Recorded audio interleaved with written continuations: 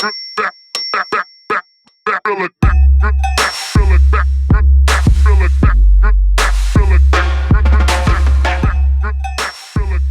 just good for us to work out here, and it's like we visit our hometowns a bunch, and I just feel like time like goes slower there. You know, I feel like I'm able to like be lazy, and I don't know. Living in LA, like I know we have to like grind and like always be working.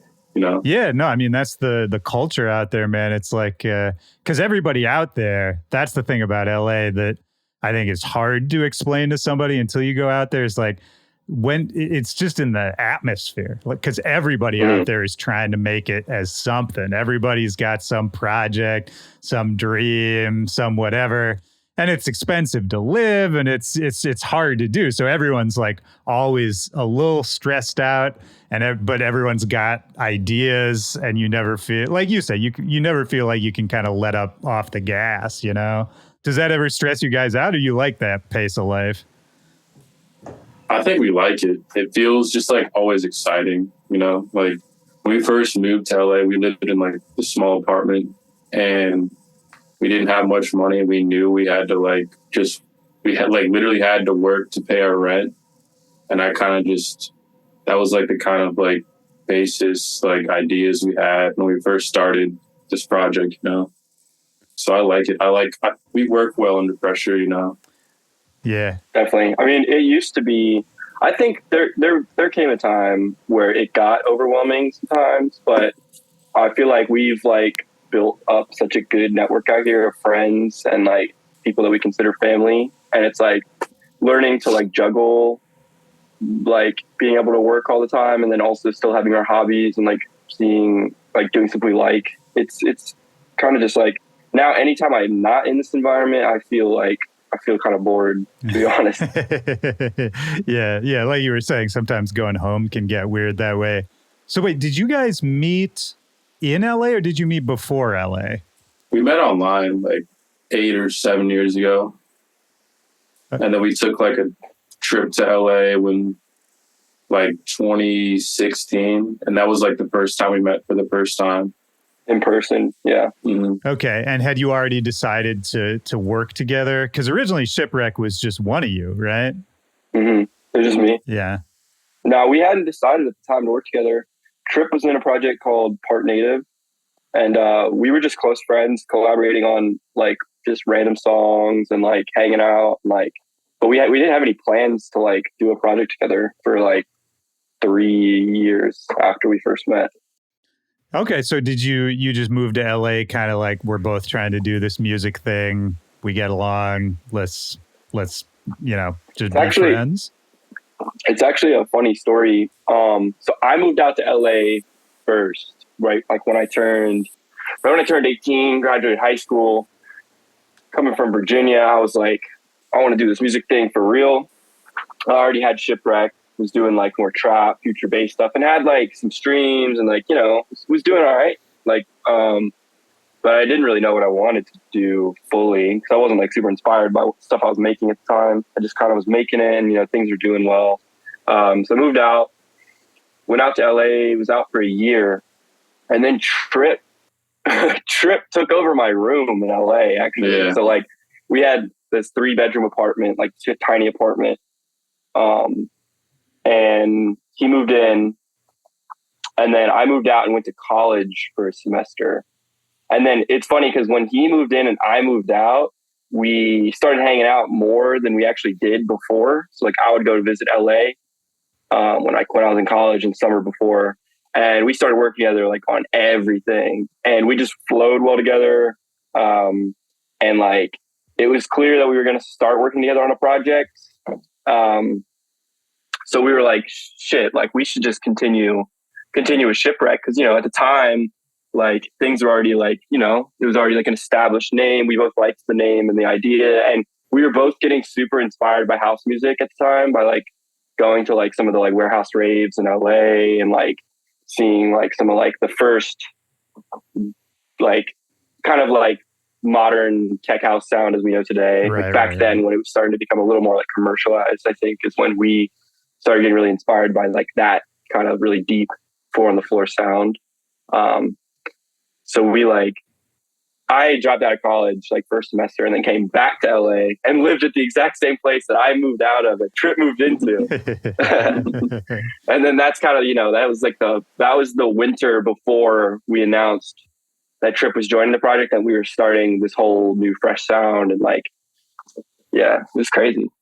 Lots of back and forth. Right. No, that's interesting, man. It's fun when you kind of, when it works out like that, like I think I even think about like relationships that way sometimes too, like people kind of come into your life, out of your life. Sometimes you're in phase, sometimes you're not, but it's the ones you come back to, that end up kind of having that real like meaningful connection to your life for whatever reason, So definitely. Yeah, it's one of those weird things because it's not even intentional, right? Like at a certain point, you guys decide to start working together, obviously, and from there on, it's like this joint project. But at first, it sounds like you just kind of, you connected because of circumstance.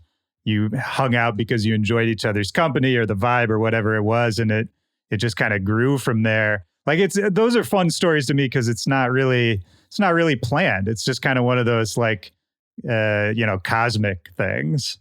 And it was kind of like nerve-wracking to like leave the project that I was doing, because I was doing it for like 3 years, and that's what I like moved out to LA for, to like pursue that. So like to just leave it and like take the jump and like try something else was super scary, but like best decision of my life for sure. What did it come down to at that time? Had you been feeling like you wanted a change? Had you been feeling like you were hitting a ceiling? What was it? I just felt like uninspired. Like I used to like make bass music, so that sound just kind of felt uninspiring, and like I don't know. I felt like the scene, it's definitely better now, but back then, like it just felt like all the music was about just everybody trying to flex their sound design, and that it just gets boring. It doesn't feel like I wanted to make something that felt more like music. Yeah, I do know what you mean. I know what you mean. Instead of just trying to like make the craziest sounds, like no, man. I mean, I talk to people from all over the spectrum on this show, and I talk to plenty of people who are still doing bass music, and they'll say the same thing. Like people who are still doing it, it's a known issue. That kind of music can get so technical to the point where you kind of lose the point of why you're doing it. Which is a weird thing because oftentimes I think bass music producers are like the best producers in the world, because to hit that level of technicality, you have to be such a fucking scientist about it that you can really make anything. But then so I think a lot of people get trapped kind of like you said in just the arms race of it, of just feeling like. And it's like hard to like, I feel like bass music there's a harder like barrier to entry, there's only like a certain amount of clubs in at least the United States that are going to book a bass artist. Like if you're a bass artist, you're not really going to play like a bottle club really, or like, it's just harder to like grind your way up in that scene, and I feel like the house scene is not necessarily easier, but more, you could like listen to house at like any venue or any party or anything, and it gives you more opportunities to kind of build your career. There's definitely more avenues, right? I mean, just in general, like you said, there's different types of venues you could play, right? And with bass music, it's like you're either doing the festivals or you're doing the one bass music club in your town. Yeah, I remember that's hard. Like probably the year before we started working together, I played solo at a club called New City Gas. Montreal, right? Montreal. Yeah. And I remember like that was the first time where I was playing direct support for somebody. I don't remember who it was. It was so long ago now, but I remember the promoter was like, "Hey, look, like I know you play bass music in your sets and like more trappy stuff, but like this club's house, like we're gonna need a house set out of you tonight." So I remember like the first time ever, I was like, I didn't know like much about house music. I didn't have anything on my USB, so I had to like create a full set. I remember I played that set and just realized like after I was like, that was so sick. And so like, I'd never tried it. I remember like, I don't know, it really changed my perspective on everything. Like that show, it was so much more fun. And like the crowd was so much more like, I don't know, can't really describe it. It was just like, it felt much more in tune with the crowd rather than like when I used to just DJ like more bass and trap music. It just felt better. I don't know. I feel like I'm shitting on bass music, which is weird because I make bass music, but I think I think bass music it's harder to hit different tones with it. Where house, like if you're opening up for somebody at 9 p.m. at some club where maybe nobody even knows who you are, house is the way to go for that. Like you can kind of just set the tone. And I think both as a performer and as somebody watching you, it's easier to just have a good experience that way. If you're trying to do that with bass music, I mean, there's ways you could do it, but again, it's harder. I think you're right. I think just in general, it's like you're narrowing your options a little bit, which isn't necessarily a bad thing, but it is gonna, it presents its own challenges if that's the road you're taking.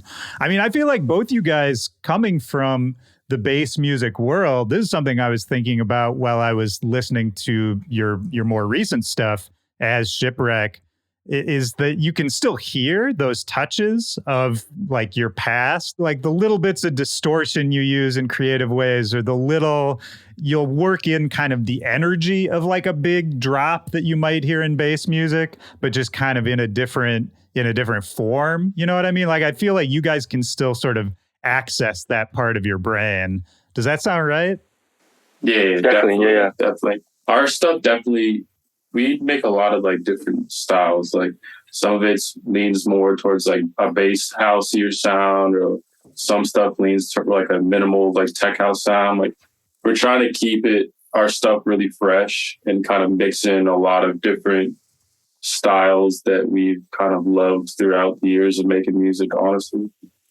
Well, I mean, I was listening to the Metaphysical EP, which is the new one. And, I think that is what you were just talking about, right? Like it is an evolution. It's a sound, or at least a flip on your sound that maybe people haven't heard yet. But it made me wonder too, a lot of that, like there's like 90s references on it, and kind of these older styles of house that you're sort of taking and breathing some life into. And I wanted to ask you about that too. Like, how much do you guys know about like the older stuff, the old house stuff? Like, did you go back at a certain point and listen to a bunch of older stuff? Like, where do you get those references? Our evolution definitely came like totally in like flipped. Like we started listening to house music probably back like since we started listening to electronic music, but when we really got into house music, it was like we were listening to much more of the modern stuff. Like I remember like what got both of us like super inspired into stuff was like, honestly, at least for me, it was like early like Chris Lake type stuff, and like just that like early Black Book Records sound. I remember like hearing that, and Green Velvet. I fell in love with Green Velvet, like one of the first house artists I really, really enjoyed. And it was crazy because I guess Green Velvet is definitely a legend, but like I discovered house music through much more modern stuff and much more like those crazy acid sounds and like crazy super modern sound design stuff. And then like kind of worked my way back to like start appreciating the classics a lot more especially I think over the last like 2 years. Trip and I have both like we've just dived so deep into house and techno, and like listening to so much of the old stuff and like all of the roots of the genre.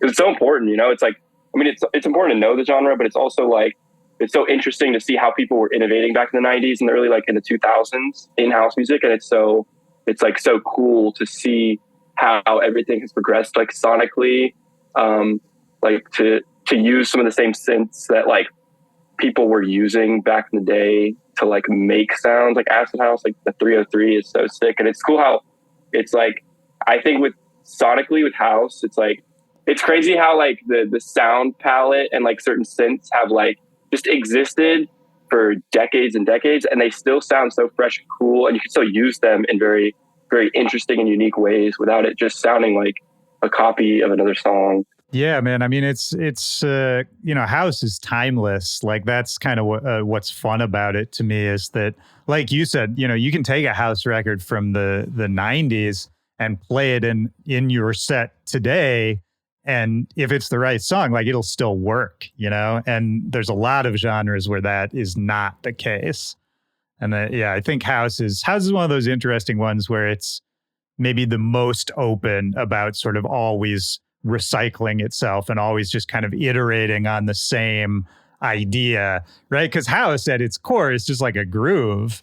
Like house is like the simplest form. And I think you taking the simplest form and just doing it over and over and over and finding all these new ways to do it. I don't know. Now that I'm talking about it, I'm like, maybe are there other styles that are like that? It's kind of the only one I can think of. I mean, I would say like trance and techno. Yeah, and true. Some of these other 4 on the floor genres, they kind of all share the same, like, it's something about like the kick drum and like the groove generally staying the same throughout the entire record. And like sometimes throughout like the entire set can sound like more minimal house sets. That's one of my favorite, more minimal like techno. Cause it's like, it's all just about the groove and the way that the rhythm kind of like gets people to dance and gets people to like build energy and like release energy. But it's like, it's really entrancing, like that constant kick drum. It's like, it's almost like having like this super, super specific like parameter for music, I think like allows for like so much creativity, especially for us as producers, like being able to like have this format that we know. Like it's almost like the creativity like flows because you want to be able to like figure out within these strict parameters, like what can we do that's different? What can we do that's like bringing something fresh to something that has such specific like programming, Yeah. I think that's, I mean, for anything you're doing creatively, setting some guidelines at the start, setting some rules you got to follow. I think that's the way, man. Because if you start off with nothing and you kind of have no structure for what you're doing, it's going to take you a lot longer to figure out anything interesting, Definitely. It's one of those weird things about creativity. Like to be creative and free, you have to start with rules. It's weird. Yeah. But wait, take me back a little bit for both you guys. Like, you were talking about when you first heard electronic music. Do you remember, maybe not the exact first time you heard it, but like, how did you get exposed to it? What were some of the first things you heard that really turned you on to electronic music in general? I was thinking about this the other day. I like remember my first like time like fully understanding what electronic music was, because I remember as a kid I thought electronic music was just called techno music, right? Which everybody thought. But I remember hearing like a lot of like music in video games. Like this one specific game called Jet Set Radio. It was like a I remember rollerblading game. Yeah. That soundtrack was so sick. What was on that soundtrack? Because I kind of remember that. Dude, it was just like drum and bass and like lo-fi house stuff. Like I don't even know what any of the songs were. I just remember like understanding that was electronic music. And then obviously like hearing Skrillex's Scary Monsters and Nice Sprites for the first time was definitely like, whoa, I didn't know music could sound like this. And then we went down the dubstep rabbit hole and all that. Skrillex, man, it's like, I wonder what dance music would look like right now if it wasn't for Skrillex. Like if Skrillex didn't exist, I wonder what direction it would have gone. Cause it's just, I talked to so many people. It would blow your mind how many people from all different walks of life and all different like sounds, everybody at a certain age, like everybody in that generation, everybody started because they heard Skrillex. It's crazy. Yeah, it's actually insane. I remember exactly where I was when I first heard Scary Monsters Night Sprites. I was with my brother. I was in Delaware, and he showed me it. I was like 12. And I was like, dude, this is the coolest thing I've ever heard in my entire life. Yeah, man. No, he just nailed it. It was like right play. Obviously, he's clearly a very talented musician, but it's one of those right place, right time things. Like, because I wonder why like that song specifically blew up, because he had other stuff out before it that were just as crazy, Yeah, that's a good question. Like, what was it about that specifically? I mean, because it kind of hit. And the melodies are crazy. Yeah, melodies are crazy. I think it was like coming off of the era of like Justice and like the indie dance thing, where it was kind of like rocky and sloppy and like distorted guitars, but still danceable. But there was kind of that aggressive edge to it. But then like it worked for the metal kids. It worked for true. like, I don't know. It worked for everybody. I mean, it's crazy to think back, but it was like, cause his big cosign was like Deadmau5, right? Like Scary Monsters and Night Sprites came out on Mousetrap. So even back then, like it was catching the ears of someone like Deadmau5 who was making, more just techno and progressive and that kind of shit. I don't know. It's just a moment, man. It's hard to like put myself in the mental space of like what it was like before that sound existed. But yeah.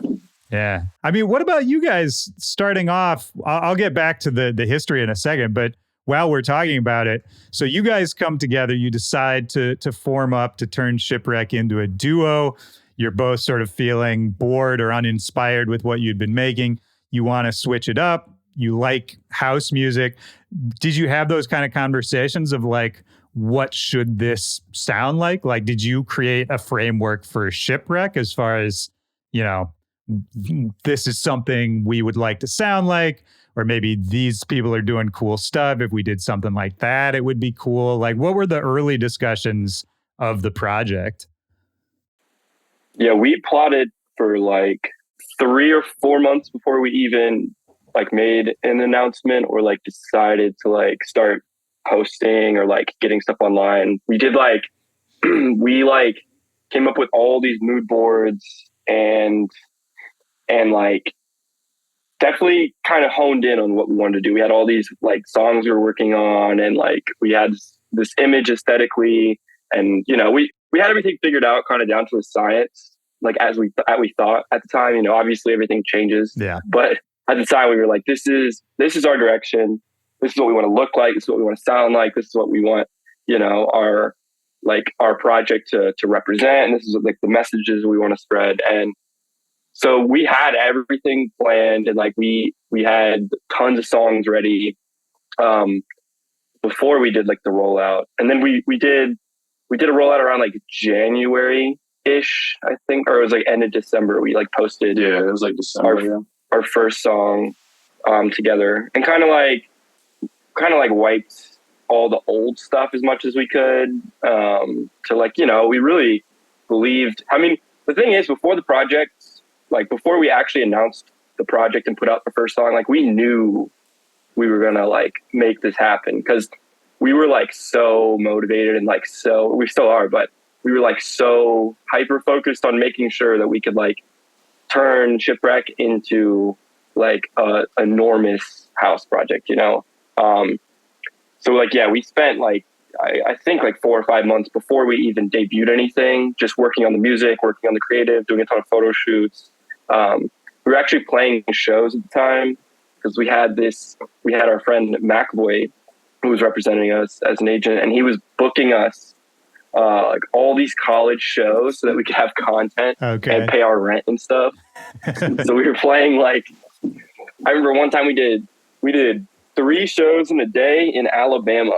Oh, and it was like, man, for chump change. But we needed the experience of DJing together, and then we also wanted the content of like having show photos and videos, because at the time before like announcing a project, it was so important, like having that, like being able to like people to have people see us as performers and DJs, you know? Yeah, isn't that like a weird thing with that? Because I think a lot of people who are starting projects now or up and comers run into this problem where it's like in the age of content that we live in, it's like before you even announce that you're a new artist, you somehow have to have videos of you like rocking crowds and playing festivals. It's fucking crazy because it's like, dude, you have to somehow be like, it's brand new, but also this is what it looks like. It doesn't make any sense. That's cool though. Did your friend, the guy who was booking you,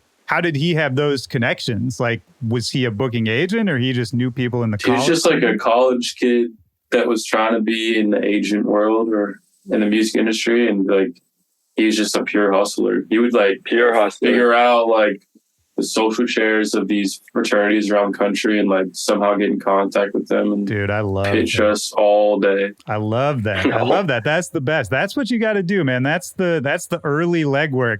Is fucking figure out who the social chair of the frat is. Like, you know, that's beautiful. Dude, there's like so many like little things to like, I don't know. I feel like a big reason why we are here today is because we went through all those years of like trying to do this in our separate projects and like learning all those lessons, and like electronic music is such a different genre to come up in because there's so many little things that you could do as an artist to kind of like elevate yourself and get your name out there. And like we started off like making tracks just for DJs to play out and like making a lot of bangers so people would play our songs out and like their fans would figure out our name, and like the whole process can just be like, there is kind of like a science to it, you know?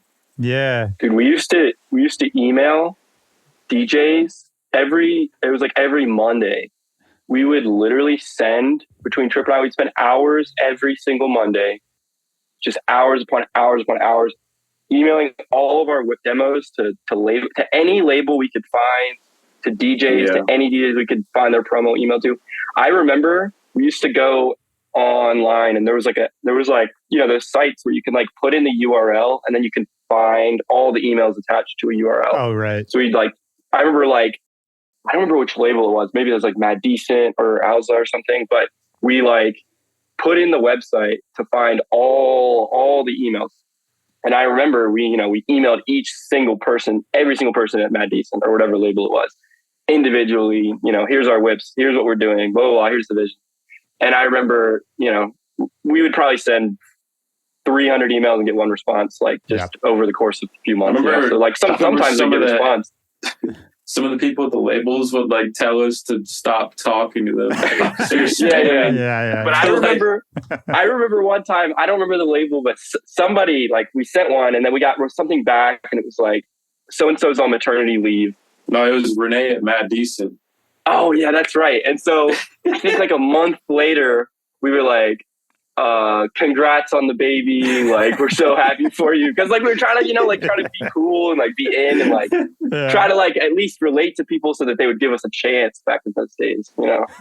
Dude, I feel so bad for artists that are in that position trying to like get their music to record labels, like even the sub electronic labels, you know, like it's so dumb that these labels really don't care about your music in the beginning. Most of the time, like these days we have no like trouble signing records to labels because they look at what we're doing and it's like they look at the numbers and it's, I don't know, it's way easier now than it was. Like no one would give us a chance in the beginning. Well, and it's crazy because a lot of those records trip that we did eventually get signed after all of those days of emailing. The only reason we got them signed was because of Spinnin' Records signed one of our first records. And then after that, once that record did pretty well, and we had a couple other records doing well, those same tracks that we would send out to labels, it's like all these labels were asking us for. Yeah. So it's so that like we sent you guys this 6 months ago. You could have had it already. It should have been out already. Yeah. Well, that's like, it's the classic music industry thing, man. Like there's that, I swear I just saw somebody, I can't remember who now, but somebody on Twitter was like, an A&R just told me to like change a bunch of things in my record that I didn't want to do. So I just sent it back to them exactly the same a week later. And they were like, oh, it's great. I love it. Yeah. That's hilarious. But wait, A&Rs always want to have an emotional connection to the record. So if you give them that, they'll be like, yes, I did this. This is my baby too. Yeah, no, for sure. And I mean, there's something, I get it. There's something in that I think is worth taking away of, making sure that everyone you work with feels valued and feels important, and you want everybody to be excited about it.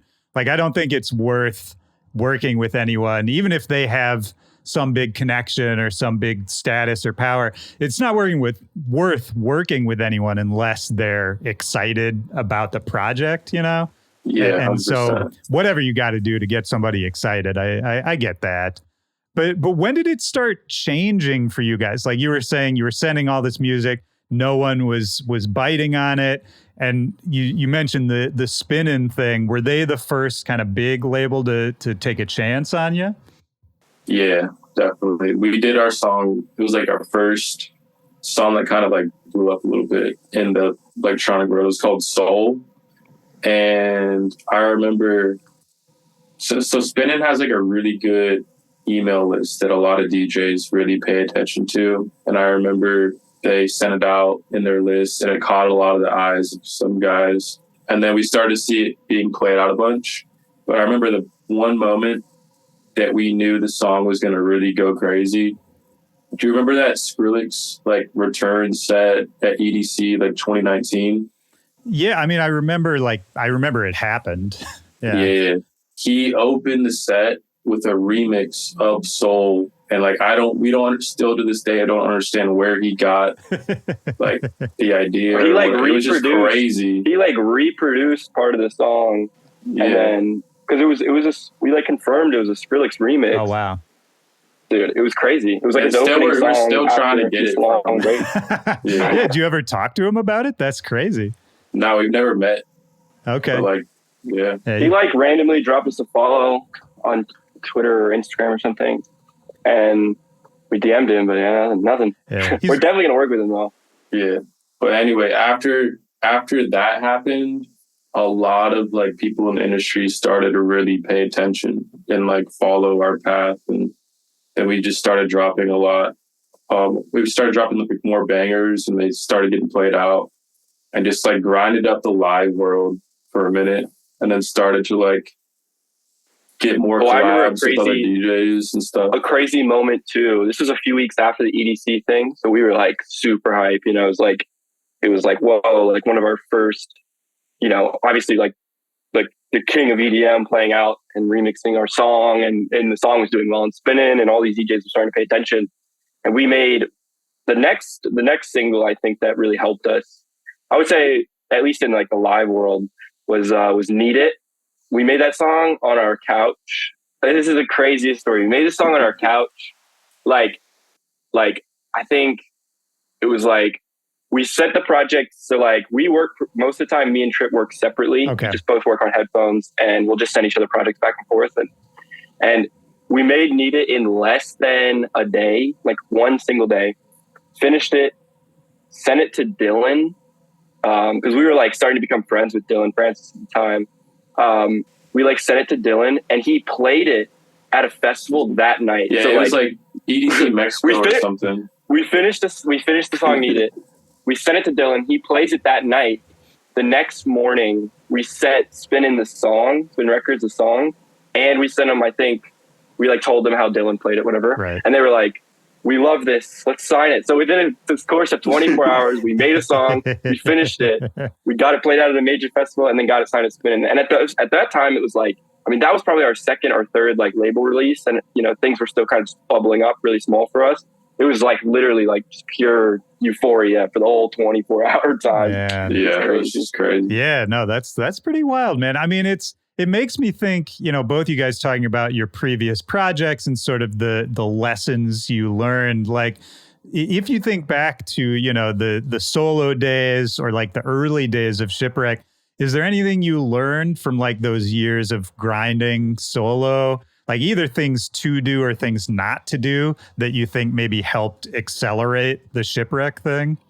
Yeah, I think we both learned a ton of valuable lessons on, I mean, obviously the experience for both of us producing for so long. Cause I mean, before we started working together, we both had been producing for like 5 years, 6 years. So, you know, we had a decent level of not mastery at the time, but a good understanding of elements of electronic music, on how to mix master, how to make records for live shows and stuff. But I think the most important thing is like understanding what is valuable in like an artist's career, and like what to prioritize our time on. So like at that time we knew, we were like, look, we need to get in with all the DJs and like get respected in the house world with like our sound, and like be able to get played out by artists. So like that was like our main goal. Yeah. So at the time we were like, if we can do this and like get on the map of all these DJs and artists, like that's super valuable to us, obviously, to build up a fan base. And that's like from the start, we were like, we wanted to build up a valuable fan base, and not just like, we care way more about like fans than numbers, you know. Right. I mean, a lot of people say that was kind of our goal since the beginning, but I think having the projects that we had before helped us like understand that more fully. That's like, look, we're trying to build something unique, build our own fans, like kind of have our blinders on, like not focus on what everyone else is doing, but just put out music that we really enjoy, have a vision for what, and like love what we do, and like just keep building our fans and interacting with our fans, and like building this base up to be bigger and bigger. And I think our focus too is like really be able to like make Shipwreck a project that people want to go see live, you know, like have that whole part, because that's like a whole nother part, you know, like you could have an artist project that's like you never really tour, or you never do live, you know, that's there's plenty of people that do that, but that's like, I don't know, those were kind of our focuses. So we kind of knew what to focus on rather than to just like aimlessly put out music. We had like a very specific goal at the start. Well, I like that. I like two things in there. One, talking about not making it focused on numbers, which you're right. Like that's the thing everybody says, but I don't really think it's a thing everybody practices, because, you know, it's impossible for you to not look at your own numbers and want them to go up and all that. But numbers in a vacuum, numbers on their own are totally meaningless. You know, it's like, to me, numbers are the thing that should follow if you did all the other stuff right. Like the numbers part of it is really, that's like the wake behind the boat. You know what I mean? It's really what you were talking about, building up the community and the vibe and just your intention for it, and just having fun and being personally invested and caring about the work. That's the only shit that matters. The number, you know, like obviously at a certain point, if you want to do this as a full-time career, yeah, probably you'll need some numbers to go up. But if you're doing all the other shit, that should kind of just happen naturally. And if you're just focused on the numbers, I think also, sure, you could maybe work your ass off just to get a song that goes viral or something like that. But that's not going to really do anything for you if that's all you got. I feel like focusing on the numbers, you kind of come up feeling disappointed a lot of the times, you know? Yeah. There's a lot of, I feel like the only number that matters to like, that shows you're doing well as an artist is your ticket sales and how many people are coming to your shows. Cause that, if you could tour and fill up your venues that you're playing, that means that you're doing something that is meaningful to people.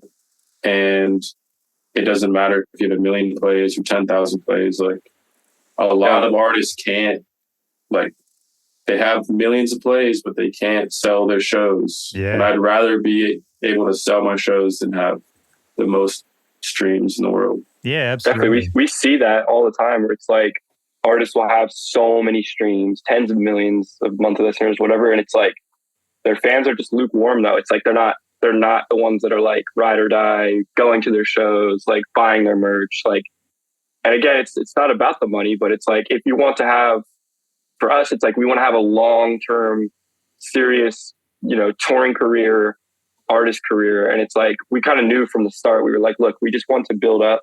We'd rather have, you know, 50,000 people in the US that are always down to come to our shows whenever we're in like all around, and like people that are buying our merch and like really interested in the music that we're putting out and like love it, rather than like, 2 million people that just know who we are and it's like they're not super connected with what we're doing. Yeah, absolutely, man. Well, and I think another part of that you mentioned in your last response too was talking about the live show and how you focused on that to a certain extent, which I think is smart. I read a quote that you guys don't really plan out your live sets as far as like, track order, that kind of thing. And I wanted to ask you, are you still doing that? Is it still a little free form? Yeah. When we do like, we want to this next year have like time visuals. So we'll probably figure it out then. But yeah, all these years we've been just freestyling our sets. It's way more fun. I don't want to go up and play a set that I've played like the past 10 shows, like what's the point of touring? Like I want to have fun, Yeah. And I think sometimes Trip and I've talked about this. It's like, it definitely, gives us both sides of the coin a little bit. I think, after all this time, we're pretty darn good DJs and performers, but it's like, sometimes we'll have an off night, and not having that planned set.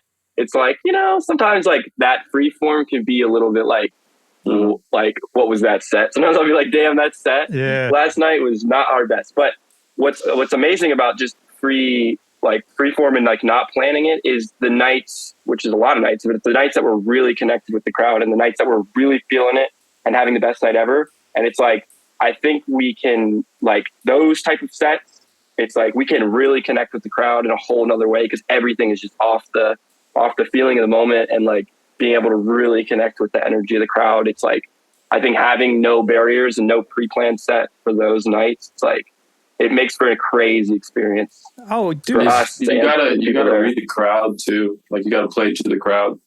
And if you're rolling up with a pre-planned set, like it could go really bad too. Oh, dude, you're not able to pivot. You're always free to pivot if you're playing freestyle. Yeah.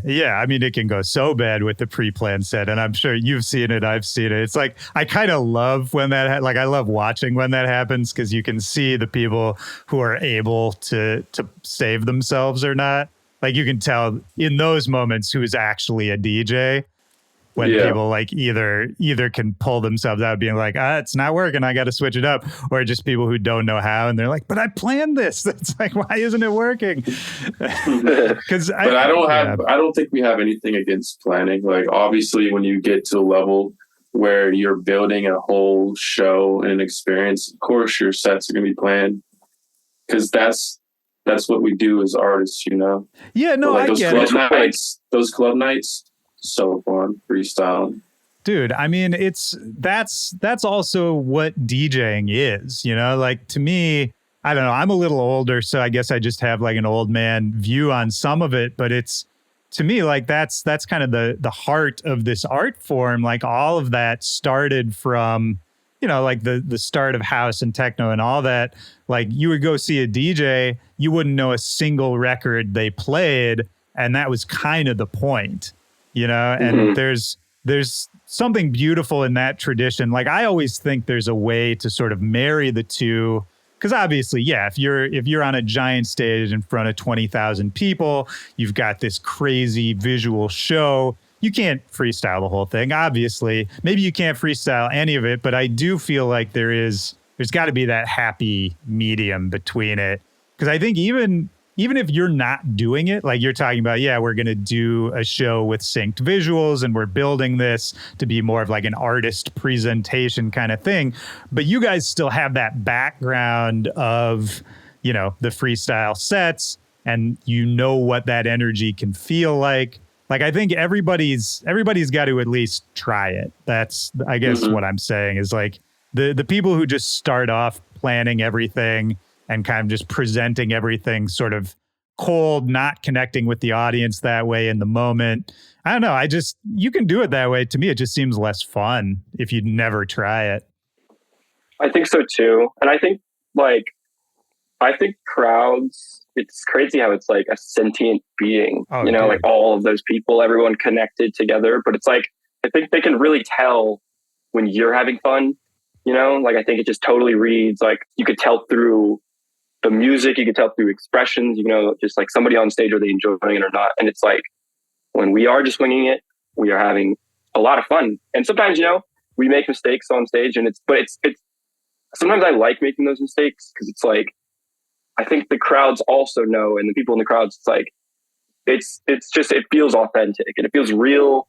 It feels like, you know, we're going to a different city. Sometimes it's like in a month we'll do, you know, 15 shows in a month. So it's like, we want to give somebody, like people, a different experience every night and like be able to just have our own unique experience in every city that we play and every show that we play, you know? Yeah, man. I mean, it's a couple things in what you just said. One, talking about the mistakes, like, yeah, I love the mistakes. I think people like it when that happens too. Like they can tell you're in a real moment. They want to see how you're going to react. And if you react in a good way, then they feel comfortable to be like, yeah, we're all kind of in this together. Like it builds a connection with crowds.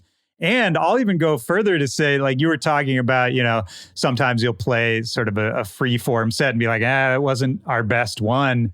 I kind of love those moments. Like, I think having the bad shows, you always know you're going to have a good show after that. You know what I mean? Because then you're like, fuck, I didn't nail it. True, it puts that fire under you. And then the next one, you go into it being like, okay, I got to, you know, let's get serious here. And sometimes I think those are the best. And the last thing I'll say about it is those moments where you're talking about the crowd is like a sentient being and you can kind of, you know, go with them, take this journey with them. Sometimes the decisions you make in those moments, the ones where you're not even consciously thinking about it, but you're just like, for whatever reason, you're like, I should play this song right now. And it works. It's something you never would have thought of if you were planning it out ahead of time, you know? But then all of a sudden, I mean, it's almost like writing a song, right? Like we don't always know why we play a certain chord or pick a certain sound, but then you do, and you're like, oh man, how did I even think of that? You can have those moments for DJing too, man. I don't know. I think those are like, to me, those are like the most fun moments. The flow state. Yeah, it's a thing. Are you guys into that? Do you think about, you know, sort of the more like existential parts of creativity, like getting into that's kind of what we based our whole EP around, actually, that concept. Talk to me about it. What are your thoughts? How do you use it in your life? I just feel like working on music sometimes. You ever worked on like a song and you're like, you finish it up and you're like, well, this is so crazy. I don't even feel like I made this, you know? Yeah. Like, I feel like songs are like a gift. You're tapping into some like higher energy. And it's just like such a flow state and like a gift from like this energy from above or somewhere. I don't know. But I feel like if you like to add on that, like think about how music affects people, right? You're playing a show and somebody like the crowd hears this song, and like when you put out music, your singular thing, your product is affecting thousands to millions of people, right? And they're all feeling connected through this one song. That's just a crazy like thought to me, you know? Yeah. It's just all about the energy. It's crazy. Yeah. I mean, it's interesting to think about it that way because they're all connecting to the energy of this one song. But then, like you said, you don't even necessarily feel like you wrote the song. You know, it's more like you just sort of happened to be there when the song was around. Yeah, exactly. Yeah. Yeah. It's weird. Is there anything you do or anything you've learned along the way as you've become better and better producers to get into that state, to like open up to creativity, to, you know, basically raise your batting average? Does it. Caffeine always does it. You give me caffeine. I've got a whole like level system to my caffeine. Wait, if I'm trying system? to get really crazy, I'll drink a Monster. If I'm trying to get like mid crazy, I'll drink like half a rock star. Caffeine, like I swear, it feels like a light bulb turns on in my head, and like I'm focused and I make crazy. I just make music crazy on it. I don't know. That's Caffeine's interesting. goated. You don't ever try Coke, man. I think that would be dangerous for you. I feel you though. I mean, I'm drinking coffee right now, but sometimes for me, I know what you mean. Like I'll get a little wired and I'll get stoked on everything, but also I feel like that moment for me is short lived. Like I crash super hard pretty quickly too. True. What about you, Colin? I always find like the flow states, like I can never like force myself to get into it, but I can like set myself up for like an optimal opportunity to like get into that kind of feeling of like creating stuff, making music, and not feeling like I was there. Like I feel like every time I make something cool, I look back and I'm like, I don't remember any of this shit. I like totally forget it. I'm like, I don't know why I made that decision. Like you're saying earlier, it's like I don't know. But I normally like I get into those states like later at night a lot of times where it's like I feel like nighttime is when my brain is like truly just available. It's like there's no like barrier between kind of like my more like analytical mind or whatever. I feel like I can just like chill at nighttime and my brain's kind of much more open and if like I'm available to like to just create like without any like barrier. When during the daytime, I can still get into the flow state during the daytime, but for some reason at nighttime, it's like, it just feels much more peaceful. Feels like nothing's going on in the world at that moment. And like, I'm just there to like create. So yeah. I like Trip too. I drink a ton of tea. Shout out to Pure Leaf. Oh, nice.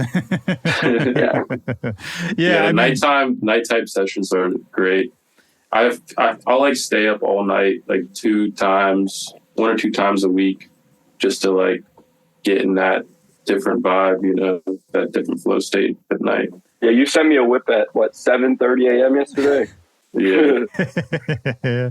I remember those days, man. I used to do that. I would stay up all night every fucking night for like a decade of my life. I can't do it anymore. I mean, I could, but it's weird. At a certain point, my creativity kind of flipped and like, it's way harder for me to do that now when the sun goes down.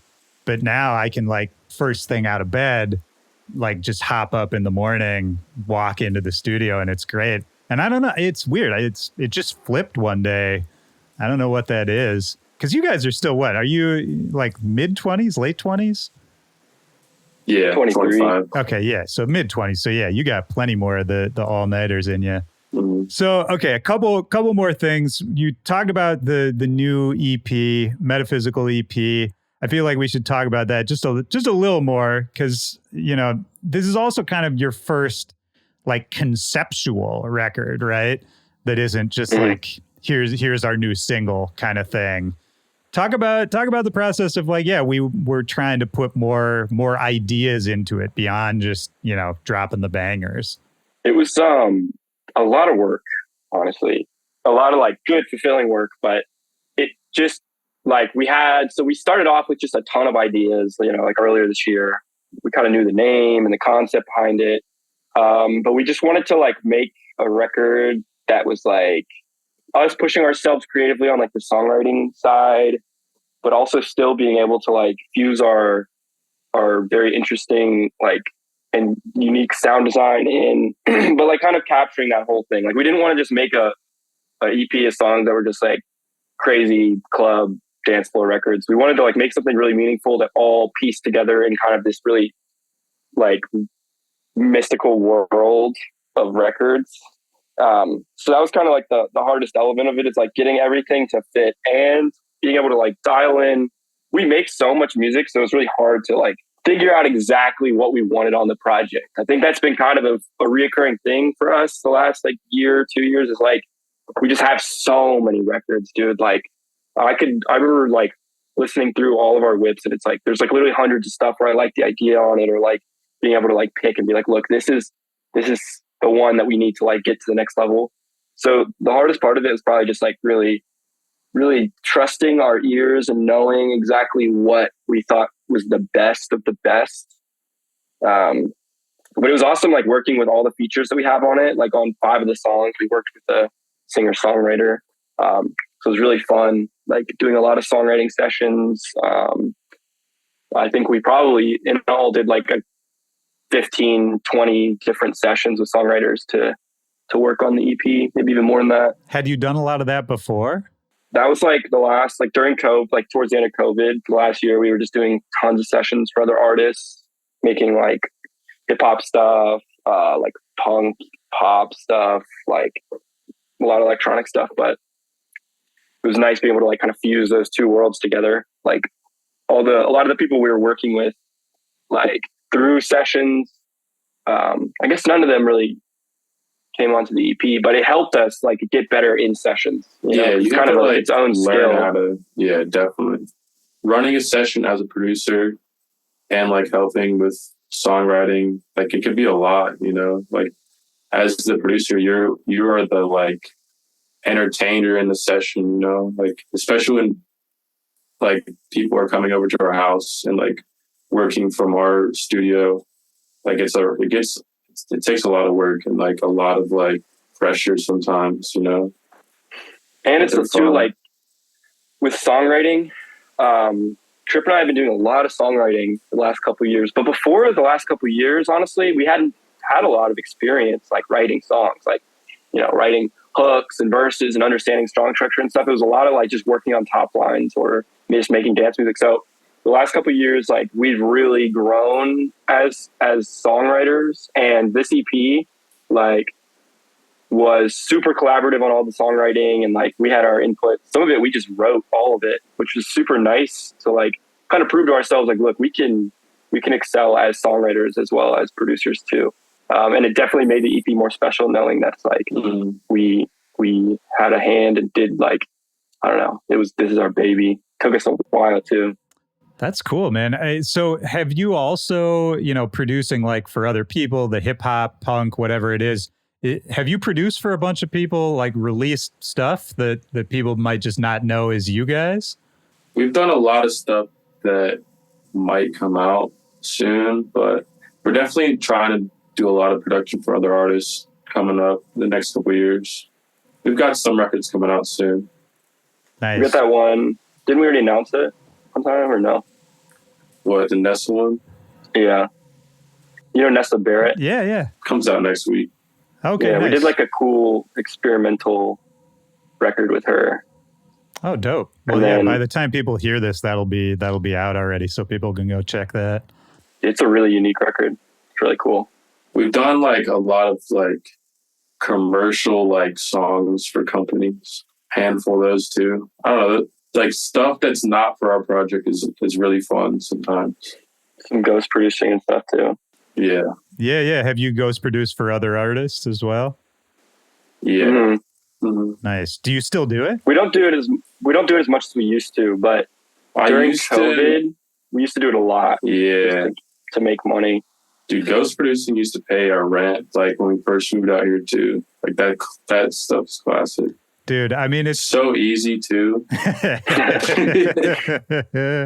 mean, it's fun, right? When the pressure's off you a little bit, in a weird way, because you're still like somebody's paying you to do a job, but in a weird way, because your name's not attached to it, I think it kind of frees you up a little bit creatively. 100%. Yeah. It's one of those weird things. I wish there's like a whole sector of like people who just do ghost production, and I'd love to talk more about it, but it's hard because obviously like people who do it, you don't want to say like who you did it for, and there's like this, you know, it's just one of those things. You got to keep a level of respect for the people you do it for. Oh, for sure. And like, I don't think there's anything wrong with it, particularly unless that person is like actually saying like, this is a song that I wrote, and they're, you know, making up stories about how they made it. But, you know, as long as it's not something crazy like that, like I have no problem with it. I just think it's a really interesting part of our industry that's kind of just always in the shadows because people are like embarrassed to talk about it, or they think it's a weird thing. But it's like you said, man, it pays people's bills, and I don't know, a lot of good music comes out of it. Definitely. Dude, yeah. I don't know. I didn't really have a point, but it's just I wish somehow I'm trying to crack the code of like, how can I get, I need like the top ghost producer to sit down with me and just lay everything out.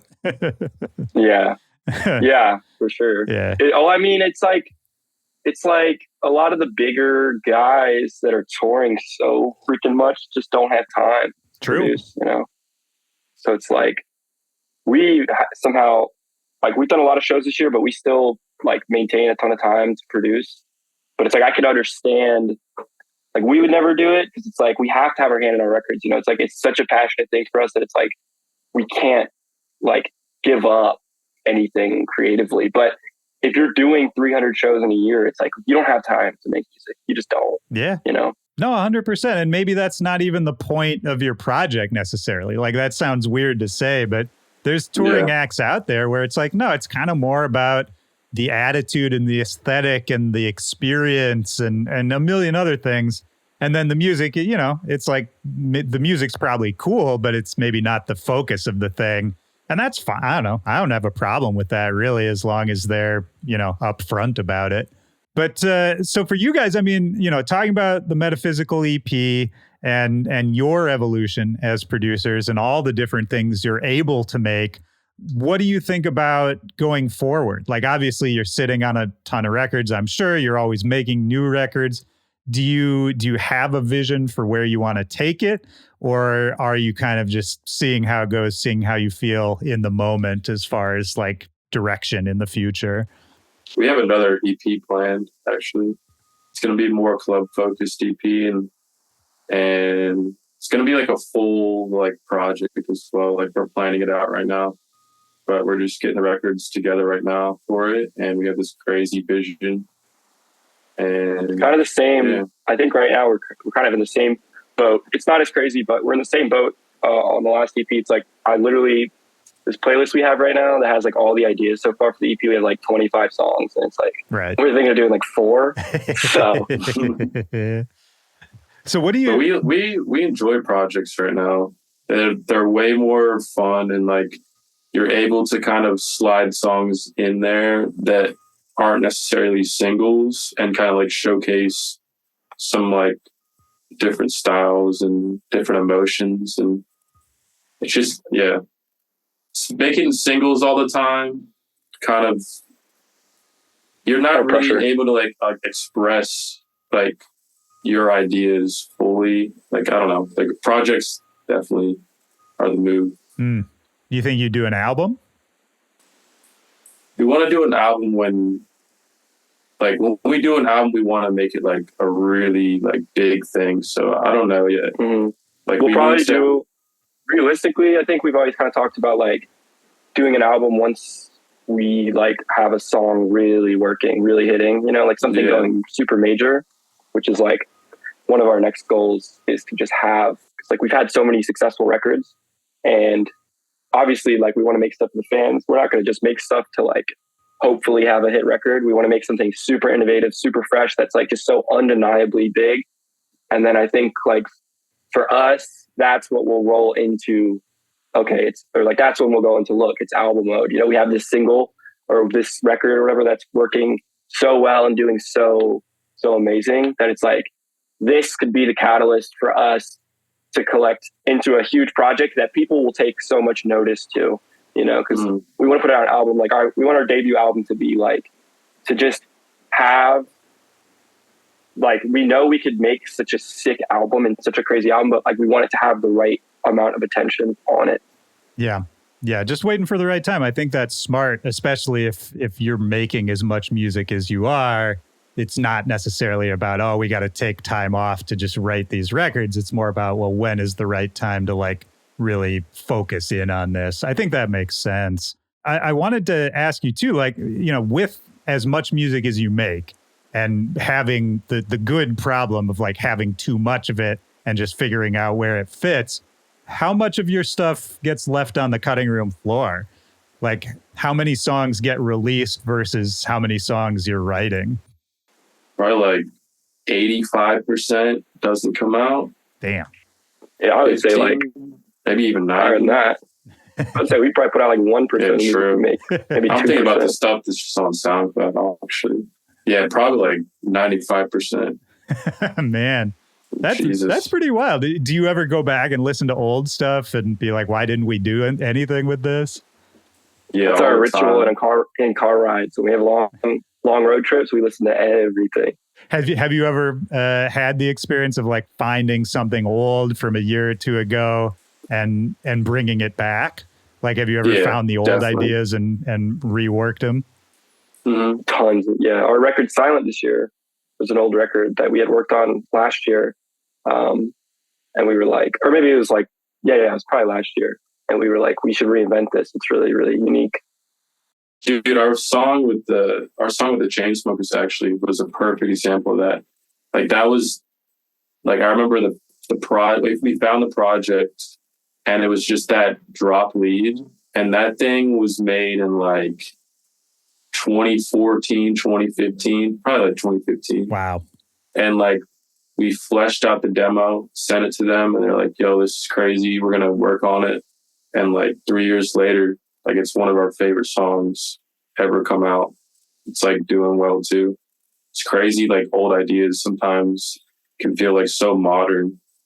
Dude, it's what we were talking about earlier with the house music thing too. Like, yeah, there's certain things that are kind of just, maybe it's the energy thing too that you were talking about earlier, where it's like the energy always feels good. It's just a matter of figuring out like how to present it to people so they connect with it, you know? Mm-hmm. But the idea was always timeless. It's interesting to think about that. Well, what's it like? You mentioned Chainsmokers. Just very quickly, because you've worked with some interesting people. What's it like working with Chainsmokers? How'd you meet them? Any stories from that? So they started playing out our song Need It, and we started talking to them online. And then we sent over that demo for the fall. And then we started and then they invited us to some parties, and then we kind of met a little bit. And then we started to like really get to know them when we started sessioning on the song together.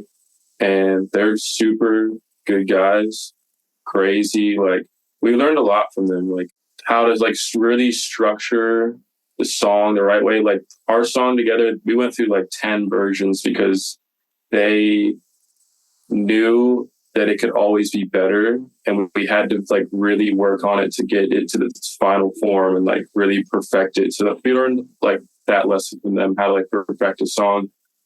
But like, they're definitely some of our idols, and it's just crazy to work with your idols, you know, and like, I don't know. Yeah. It's surreal. Yeah, for sure, man. Well, and it's cool that you're now part of each other's stories too, right? Like, that song couldn't exist without both of you coming together on it. And then it's something entirely different than it would have been if either of you had done it separately, you know? And speaking of things like that, like, what's a guy like Dillon Francis like to work with? How'd you meet him? Yeah. I'd imagine a little He was actually like our first, he was our first supporter. We like met him he played this tour with Alice in Wonderland, and there was a stop in DC. We're in DC for another show, and he like tweeted. He had this thing where we tweet out artists of the week and like support them, and he tweeted us out randomly, and we DM'd him, was like, "Yo, can we come to your show and like meet and like just chill?" And he said, "Yeah," and like, we got into his green room, and he was really sick that night. And he said he was going to go to sleep on the tour bus in like 15, but he ended up chilling for like 2 hours, and like, we just got along so well. But like, he's exactly how he is online in person. Like, he's so funny, nice to do ever. Yeah. And he's very really supportive. We were just with him like last week working on some new music. And then, okay, last one, Galantis. What was it like, Megan, working with Galantis?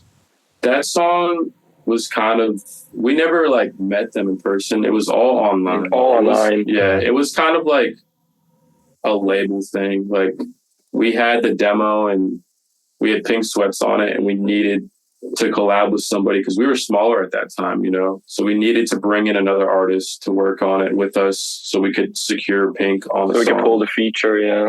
It was just one of those. Yeah. No, it's interesting. I feel like Galantis is one of those that they keep sort of separate a little bit. Like I feel like I don't know very many people who actually know Galantis or actually met, like they just kind of, you know, float around and every once in a while drop an incredible song and then just float away. I met them at a festival though. I said what's up. Okay, well that's good. So they exist. They're real. Yeah, they're real. Yeah. They're real. Okay, that's good. That's good. Well, this has been fun, man. Before I totally wrap this up, is there anything we haven't talked about yet? Anything I should have asked you? Anything else you want to get out there? I think that's good.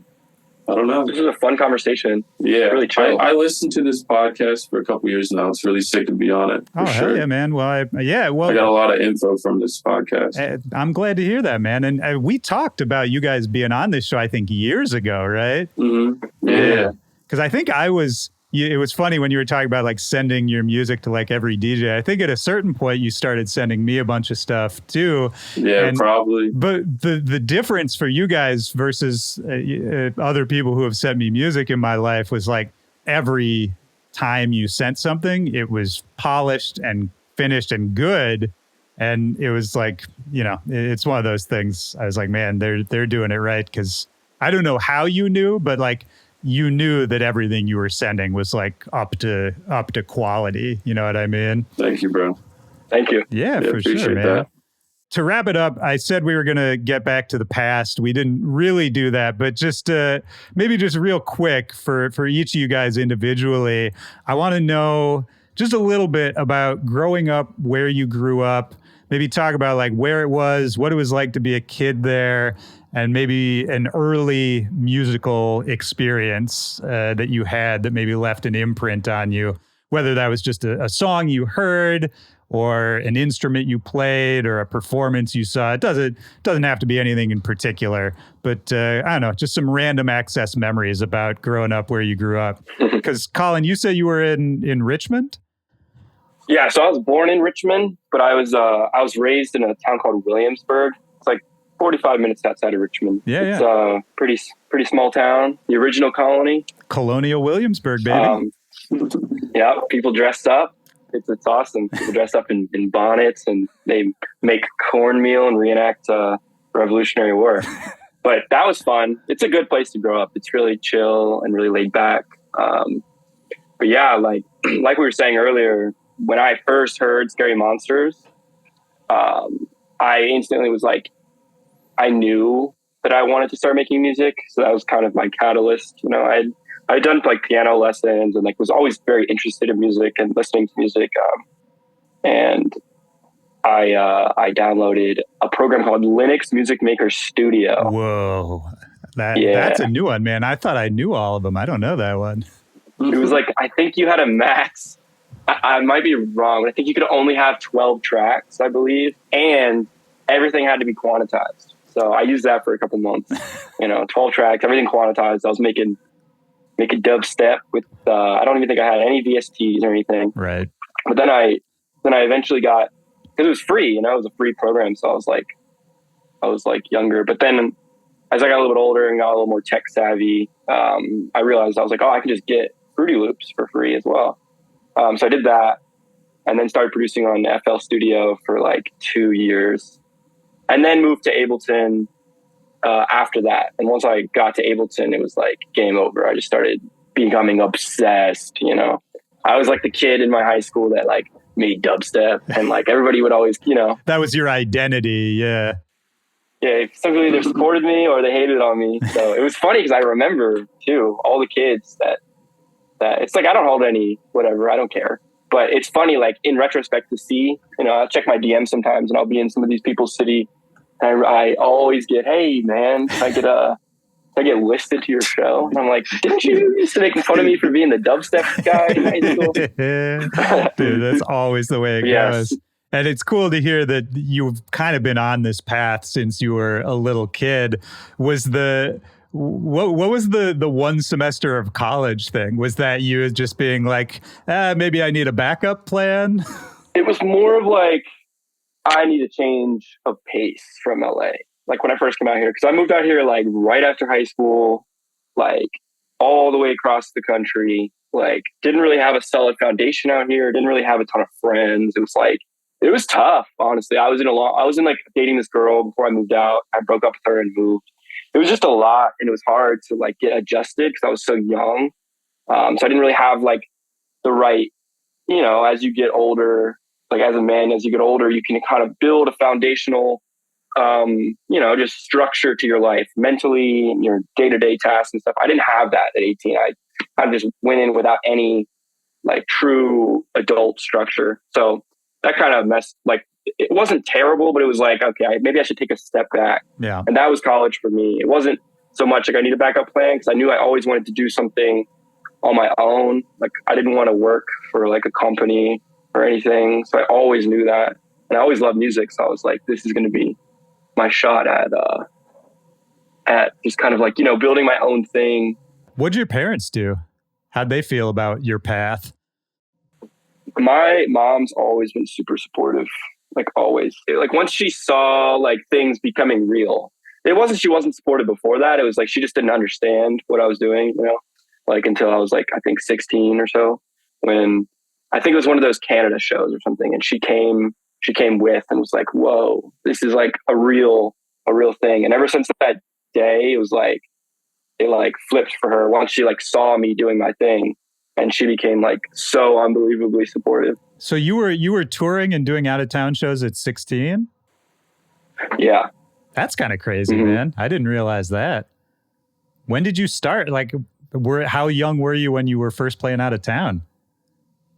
16, I think, was the first one. Yeah, I had to lie to all the clubs to say I was 21. It's crazy. Oh man, yeah, that's totally wild. And what about you, Trip? I have here you were in Gainesville. Is that right? Yeah, Gainesville, Florida. What was that? What was that like? It was cool. It was cool to grow up in like a college town because I remember I started like my family's really musical. And like I grew up playing the saxophone and guitar and piano and stuff.